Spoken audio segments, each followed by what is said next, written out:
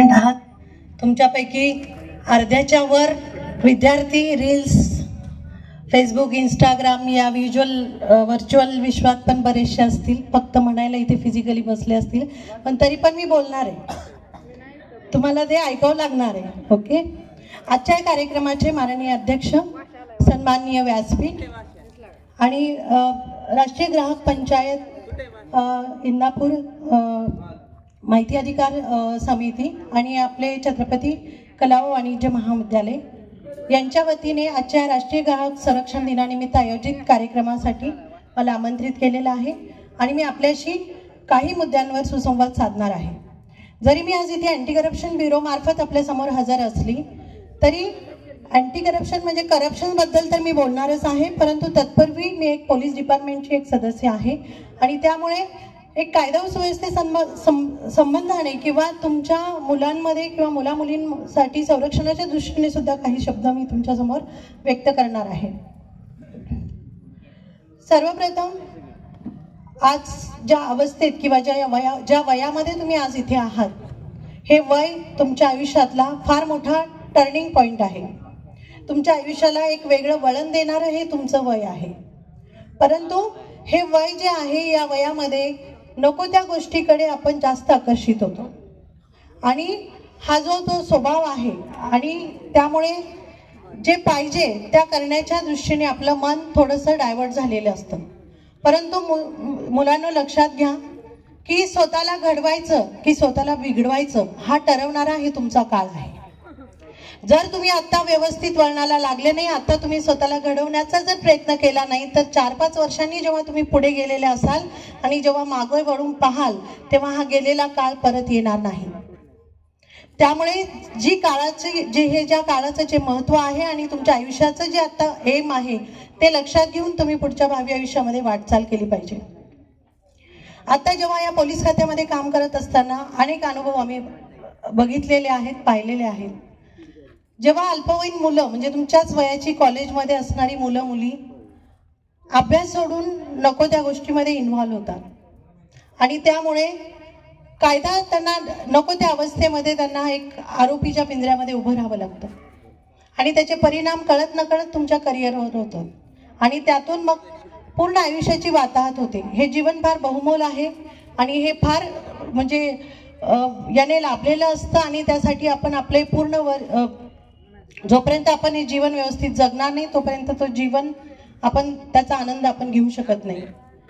आपले आईवडील जेव्हा आपल्याला जन्माला घालतात त्यावेळी त्यांचा एकच उद्देश असतो की माझ्या मुलं जन्माला आली की त्यांचा संसार, त्यांचा आनंद, त्यांचं दुःख, त्यांचं सुख हे सगळं त्यांच्या मुलांभोवती असतं आणि माझा मुलगा पुढे चालून काहीतरी बनावा, काहीतरी त्याने केलं पाहिजे, एवढंच स्वप्न प्रत्येक आईवडिलांचं असतं. आज आपण सगळे ग्रामीण भागातून आलेलो आहोत. जर तुम्ही तुमच्या स्वतःचं थोडंसं ॲनालिसिस केलं तर तुम्ही थोडं तुमच्या आईवडिलांचा, तुमच्या कुटुंबाचा विचार केला तरी तुमच्या लक्षात येईल की आज आपले आईवडील कुठल्या फेजमधून जात आहेत. आपल्याला शिकवण्यासाठी, आपल्याला काहीतरी बनवण्यासाठी ते किती परिश्रम घेत आहे, परंतु आपल्याला याची जाणीव नसते आणि आपण याची जाणीव ठेवत नाहीत आणि नको त्या गोष्टीच्या मागे लागतो आणि आपलं करिअर उद्ध्वस्त करतो.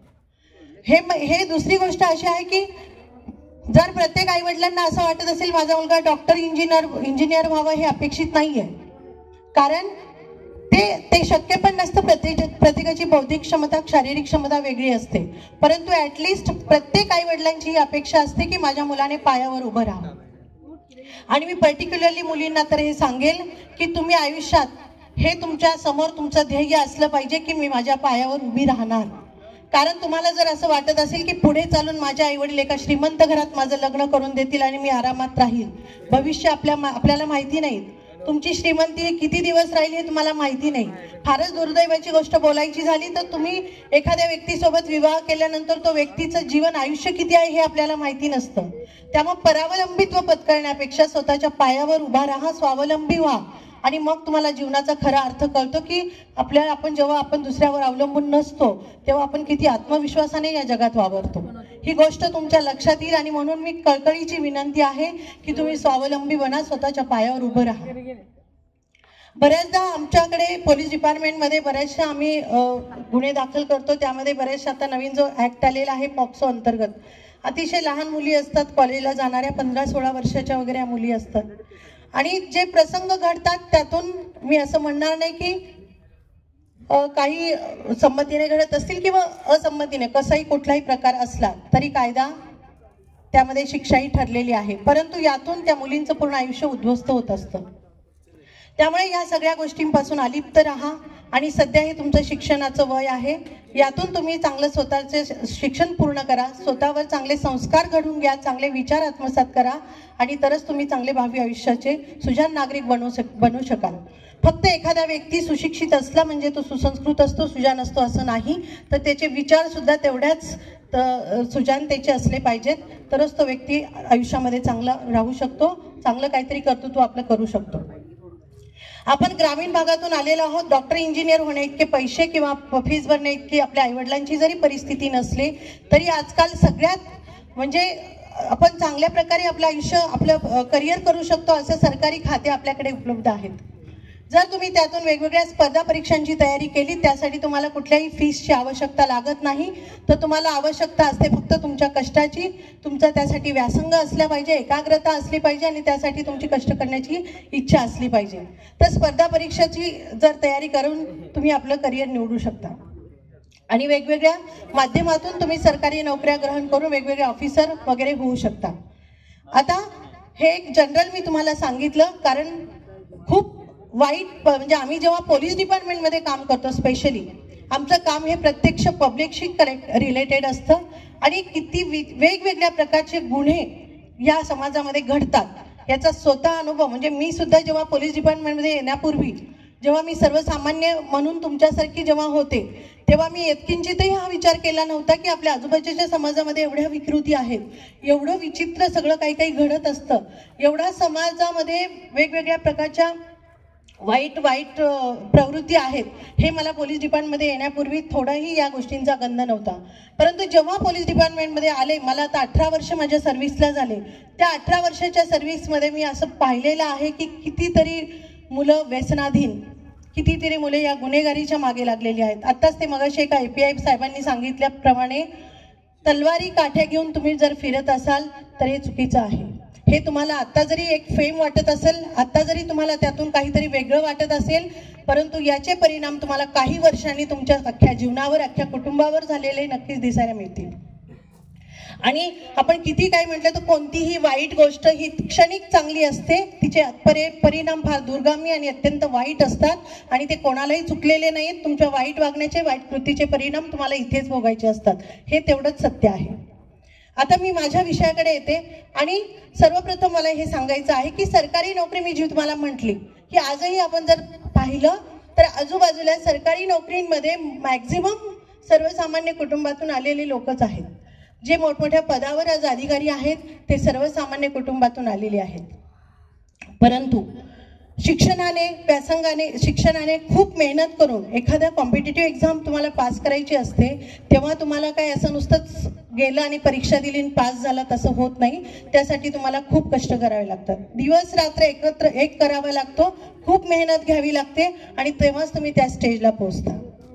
परंतु जेव्हा आपण ह्या सगळ्या गोष्टींमधून तिथपर्यंत पोहोचत असतो त्यावेळी आपण असं म्हटलं जातं की एखादी नोकरी मिळवणं तरीही तितपत सोपं आहे, परंतु ती नोकरी मिळवल्यानंतर ती टिकवणं तेवढंच अवघड आहे.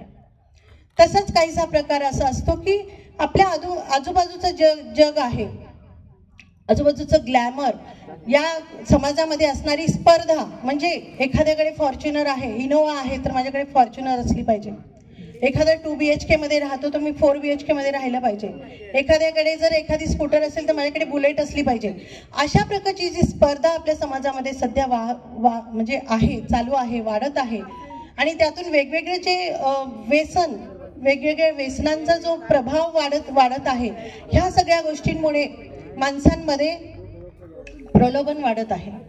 जास्तीत जास्त प्रलोभन, जास्तीत जास्त पैसा कमवण्याकडे ओढा आणि त्यासाठी अनैतिक मार्गाचा वापर केला जातो. आणि त्यातूनच आज तुम्ही कालचीच न्यूज पाहिली असतील की एका जज सुद्धा या अँटी करप्शनच्या ट्रॅपमध्ये अडकले. म्हणजे असं आपल्या समाजामधलं एकही क्षेत्र नाही की तिथे आपल्याला आज भ्रष्टाचार पाहायला मिळत नाही. परंतु हे जे आपण एवढ्या कष्टातून तिथपर्यंत पोहोचलेलं असतो तर थोडी सामाजिक जाणीव आणि थोडीशी एक चांगली भावना ठेवून आणि नीती अनितीचा विचार करून आपण आपला सर्व्हिस आणि हे करिअर आपण पुढे नेलं पाहिजे. आता जेव्हा एखादं काम करण्यासाठी तुम्ही शासकीय एखाद्या कार्यालयात जाता, आता लाच म्हणजे काय? माझा महत्त्वाचा विषय आहे की लाच मागणी आणि भ्रष्टाचार याला प्रतिबंध करण्यासाठी जो एक स्पेशल अँटी करप्शन ब्युरो आपल्या महाराष्ट्रामध्ये आहे. ऑल ओव्हर इंडियामध्ये प्रत्येक स्टेटमध्ये असे अँटी करप्शन ब्युरो असतात आणि महाराष्ट्रामध्ये जो अँटी करप्शन ब्युरो आहे तो यासाठीच काम करतो की आपल्या समाजामध्ये जे लाच मागणी आणि भ्रष्टाचाराचं जे काही गुन्हे घडतात त्याला म्हणजे एक तर प्रतिबंध करणं आणि त्यावर जे घडणाऱ्या घटना आहेत त्यावर त्या लोकांना गुन्हे दाखल करून शिक्षा करणं. लाच मागणी म्हणजे नेमकं काय?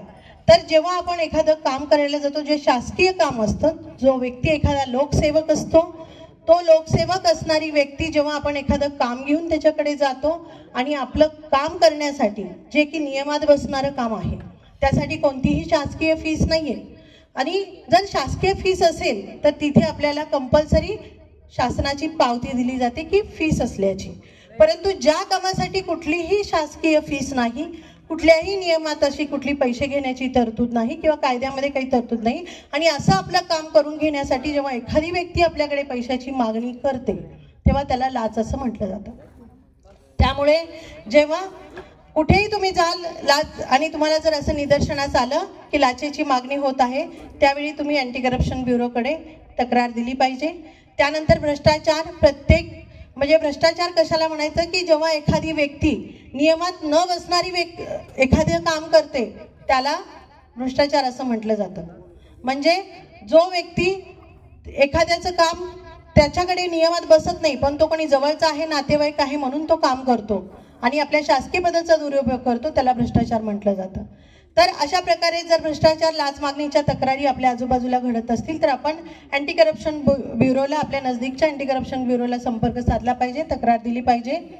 आणि त्यानंतर जर आपल्याला असं लक्षात आलं की एखाद्या व्यक्तीचं सोर्स ऑफ इन्कम फार कमी आहे, उत्पन्न कमी आहे, परंतु त्याने फार मोठी मालमत्ता उभी केलेली आहे, अशा वेळी आपण तक्रारी करू शकता. फार मी आता वेळ तुमचा घेत नाही कारण तिकडनं बसचा आवाज आला मला है ना, त्याची ऐकण्याची इच्छा नाहीये आणि मी जास्त बोलत नाहीये तुमच्याशी. परंतु तुम्हाला सगळ्यांना कळकळीची एवढीच विनंती आहे मुलांनो, ही वेळ परत येणार नाही. स्वतःच्या करिअरकडे लक्ष द्या, स्वतःच्या पायावर उभं राहा आणि चांगले विचार आत्मसात करा. मी जाताना फक्त तुम्हाला एक स्वामी विवेकानंदाचं एक खूप सुंदर वाक्य आहे ते मी फक्त तुम्हाला सांगते एवढ्यासाठीच की तुमच्यापैकी एखाद्या 2 मुलांनी जरी आत्मसात केलं तर त्यांच्या आयुष्याचं नक्कीच कल्याण झाल्याशिवाय राहणार नाही. स्वामी विवेकानंदांचं असं म्हणणं आहे की जो व्यक्ती चांगले विचार करतो त्या व्यक्तीचं आचरण चांगलं असतं आणि ज्या व्यक्तीचं आचरण चांगलं असतं त्या व्यक्तीचा समाजातला संचार चांगला असतो. आणि म्हणून प्रत्येक गोष्ट तुम्ही चांगले विचार करा आणि चांगल्या विचाराप्रमाणे आपल्या आयुष्यातल्या चांगल्या कृती करा आणि आपलं स्वतःचं, आपल्या शाळेचं, आपल्या कुटुंबाचं नाव उज्ज्वल करा आणि तुम्ही तसं कराल एवढी अपेक्षा मी व्यक्त करते आणि माझे 2 शब्द संपवते. धन्यवाद.